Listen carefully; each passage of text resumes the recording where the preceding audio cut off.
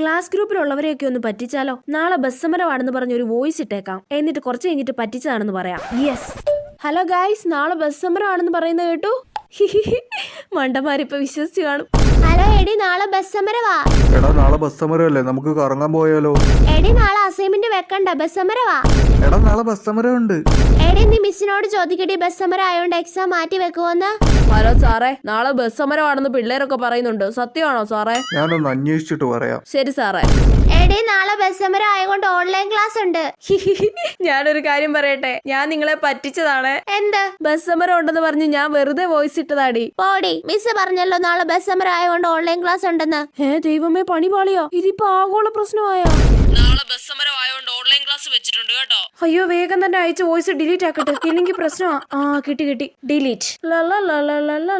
ഓ, നാളെ ബസ് സമരമാണല്ലേ.